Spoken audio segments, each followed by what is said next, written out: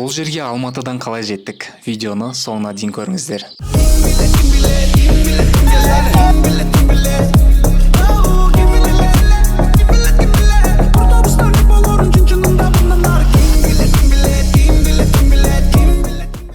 Хит болған Небесный мостты көреміз деп, Бишкекке билетке қарасақ 160 мың теңге екен. Сөйтіп небәрі 25 мың теңгеге Ол Тур деген компанияның турын алып, Олжас екеміз жолға шыққан болатынбыз. Ассалаумалейкум, қалайсыздар?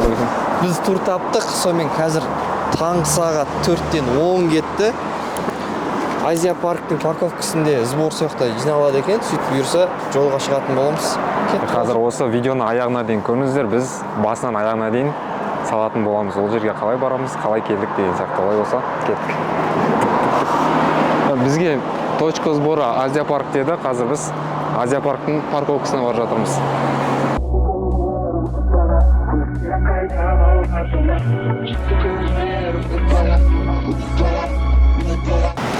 Йоу, Место сбораға келдік қазір. Гид бізге арнайы бэджиктер бар екен, соны беретін болады. Так, саламатсыз ба? Рахмет. Сізге.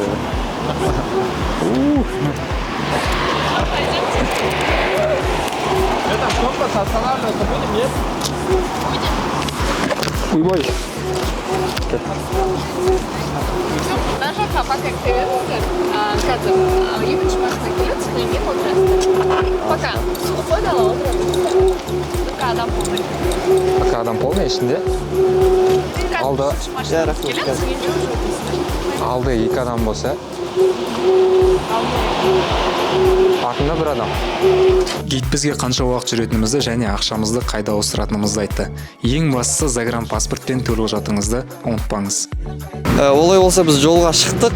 Қазір өздеріңіз көріп тұрғандай түн. Сол себепті енді границада бірақ жолығатын боламыз. Олай болса кеттік. Арада 2,5-3 сағаттай болды.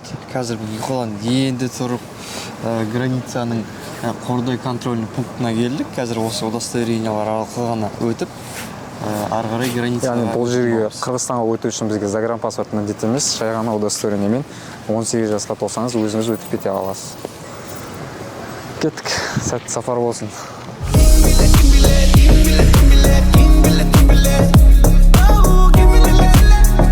Обменниктен соңғы ауыстырып алды ақшаны. Қазақстанда ауыстыру керек па, немесе осында ауыстыру керек па білмеймін. Бірақ енді бір жерде өткеннен кейін сразу осы границадан ауыстырып алды. Енді ары қарай жол тартып, ішінде Қазақстанда не бар екенін көреміз. Олжас қанша? Бір сомда 5-7 теңге бар екен. Бұл жерде 26 мың теңге, 4550 сом ба сондай. Солай.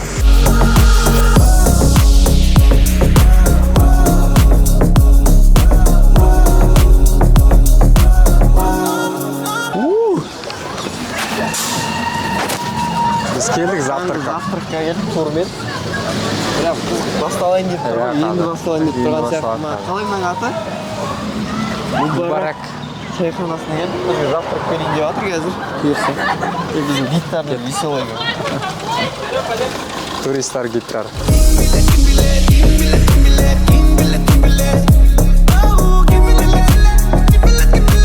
Ең бірінші завтракқа келдік қазір. Олай кейін арғай турымызды бұйырса жалғастырамыз. Ас болсын. Ас болсын. Кофемізді алып алдық, таңғы асымызды ішіп алдық. Қазір ары қарай бұйырса жалғастырамыз. Келесі қай жаққа барамыз достар? Қалай ойлайсыздар? Көріңіздер.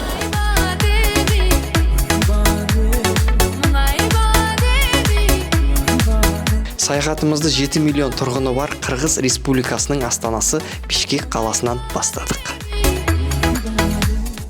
Біз келдік. Бірінші локацияға келдік. Бұл бізде Небесный мост, және қазір глубинный водопадты көретін боламыз. Бізде міне адамдар кетіп бара жатыр, осылай шығатын боламыз. Бұл жаққа уже қар түскен екен. Прям әдемі болып тұр, четкий болып тұр. Погоданы айтсай сен, погода. Погода. Бүгін по заказу болып тұр погода. Күн шығып. Біз ерте шыққанның әсері ма? Қазір уже негізі обед почти енді болып жатыр ғой. Әлі бұйырса біраз нәрсеге үлгеретін сияқтымыз. Иә. Қандай вид, ма жақ? Иә, тамаша. Анау ауылдардағы жайлауға шығасыз ғой. оған кішкене атпен шығу керек болады. Ал мына жақта болса көлікпен келеді екенсіз, былай келгенде аузына дейін. Одан кейін кішкене жаяу жүру керек тропинкамен. Сонымен болды. Бұл яғни Бішкектің, яғни Қырғызстанның таулары Алматының тауларынан айырмашылығы, көріп тұрғандарыңыздай бұл жақта ағаштар аз. Вообще ағаш жоқ десе де болады біздің Алматыға қарағанда. Сондай айырмашылық бар біздің Алматының тауларынан. Бірақ кайф, таза ауа. Біз қазір атақты Небесный мостқа көтерілдік. Қазір содан өтіп, ары қарай жоғары қарай тағы да шығатын боламыз. Бұл жерде 1000 рет естігеннен 1 рет көрген артық үшін. Келіңіздер, көріңіздер. Сөз жоқ. Дронның кадрларын қосамыз қазір. Иә.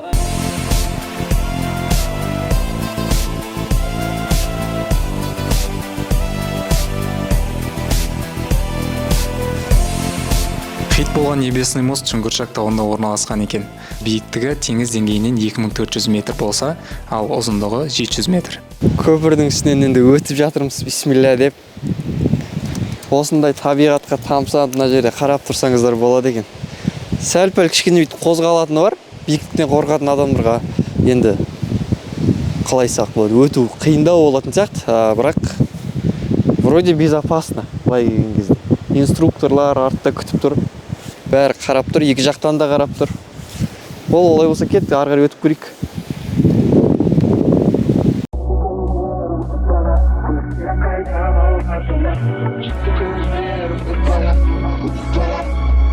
Тауға биік көтеріліп жатырмыз, күн суып бара жатыр ғой барған сайын. Қазір біз зиплайн деген нәрсеге келдік. Яғни бұл жерде біз канатныймен көтерілеміз қазір, потом зиплайнмен былай сырғанап түсетін боламыз. Иә, канаткамен көтерілудің бағасы қырғыз сомымен 300 сом екен, зиплайн 500 сом. Сол кезде сіздерге 800 сомға айналады екен осы нәрсе. Мына аяқтың ендігі әзірдеген табиғаты деген сонымен мощно. Сонымен қазір көтеріліп көретін боламыз. Небесный мосттан да жоғары көтерілдік қой қазір. Иә, бір қанша метрге көтерілдік екен? Білмеймін, әйтеуір. Мынандай серпантиндермен көтеріліп келдік, қазір жеттік. Бұйырса очередті қарасаңыздар, шарт жақта адамдардың бәрі осында очередтқа тұр. Жиги. Так, сіздерге совет. Бір кеңес болсын, кішігірім. Келсеңіздер, барынша жылы киініп келіңіздер. Күзгі уақыттарда немесе қысқы уақыттарда келсеңіздер, сосын алдын ала келер алдында осы жақты жақсы білетін гидтарға жүгінгендеріңіз дұрысырақ болады екен. Себебі кейбір біз барайын деп атқан жерлердің жабық болуына байланысты біз барамай қалдық. И гидтер соның бәрін түсіндіріп бізге осы жерге алып келді. Қалай ол жасаған мына жерде? Тема. Бұл жер яғни болашақта андай горнолыжный база болады, біздің Шымбұлақ секілді. Ана жақты көрсеңіздер болады, ана жақтан канатныймен барады да, потом жерге қарай шаңғымен сноубордпен түседі. Қараңыздар, уже қар түсіп кеткен енді аппақ. Иә. Бұл қазір бізде күзгі уақыт. Күзгі уақыттың ішінде уже қар жауып жатыр. Қыста қар қалың болады сияқты бұдан да. Қалың болады әрине. Андай сюжеттегідей болады. Айтам. Шымбұлақтағыдай тоқтаусыз істемейді екен бұл жерде. Каждый адам. Мысалы, қазір кірсе, артымыздан тағы бір адам кірсе, сол кісіні тоқтатып, сол кісіні кіргізіп барып ары қарай жүргізеді екен да. Сол себепті арасында тоқтап қалып өстіп отырмыз.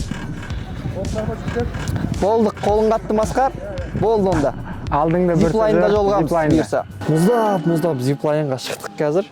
Өзіміздің кезегімізді күтіп тұрмыз. Қатып қалдық жұмысқа. Бір Алясканы бағындырғандай тұрмыз мына жақты қараңыз. Кәдімгідей прям. Бірақ келсеңіздер эмоцияға толы өкінбейсіздер. Құр босқа бір күніңізде телефон шықылап жатқанша осылай шығып кетіңіздер. Жақын жер ғой негізі. Алматыдан 300 километр ғана қарап тұрсаңыздар. Бірақ қаншама эмоция сыйлайды. Бұндай таулар бізде де бар деулеріңіз мүмкін, бірақ басқа шет мемлекет болғандықтан эмоцияны мүлдем басқаша береді екен бұл жаққа. I drink till I'm drunk, smoke till I'm high, castle on the hill, wake up in the sky, you can't tell me I ain't fly, I know I'm super fly, I know I'm super fly. Қазір кезекте мен зиплайнға мінейін деп жатырмын. Былай сәл-пәл бір қорқыныштылау ма? сондай бір нәрсесі бар болып тұр, бірақ нормально. Drop the top and take a selfie, my car drives itself. I got white girls blushing, homie, college girls rushing on me. All my diamonds custom, so they clutching and they touching on me. Ooh, think it's vegetables. Ooh, think it's edible. Ooh, it's incredible. Біз бір музейге келген болатынбыз. Сөйтсек, оказывается, түсіруге болмайды екен. Қызық. Я сұрап көрейік бірінші, бірақ қызық нәрсе, наоборот, өздерінің тарихын дәріптеп атқан соң, түсіріліп басқа елдің көргені жақсырақ емес па? Қазір енді гид мырзаның рұқсат сұрағанын күтіп отырмыз. Егер де рұқсат беретін болса, онда түсіреміз. Бұл этнокомплекс Супара музейі, бұның бағасы бар болған 100 сом, енді қазақта теңгесімен алғанда примерно 600 теңгеге шығады. Біз яғни қазір келесі локациямызға келдік, яғни ол локация барлығыңызға ұнайды деген ойдамын. Яғни біз қазір ужин жейміз. Яғни ол ужинді біз Наватқа келдік. Наваттан қазір біз той тамақ болатын боламыз.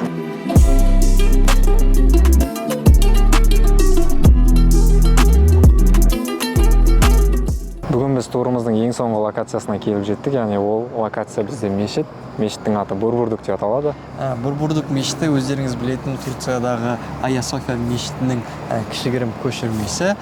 Бүкіл материалдардың бәрін түрік бауырларымыз Турциядан алып келіп салған екен. Өте керемет, өте әсем мешіт.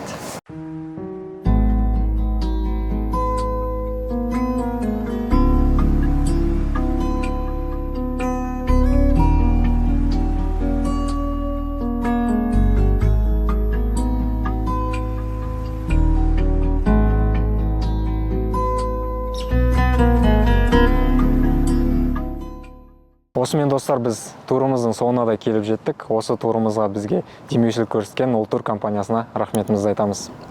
Видеоның соңында біз көрермендеріміз үшін арнайы конкурс ұйымдастырғымыз келеді.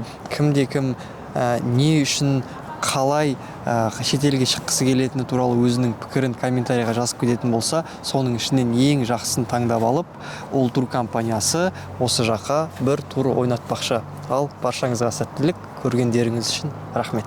Тағы да достар, осы біздің каналға тіркеліп, комментарий қалдыруды ұмытпаңыздар. Келесі кездескенше. Сау болыңыздар.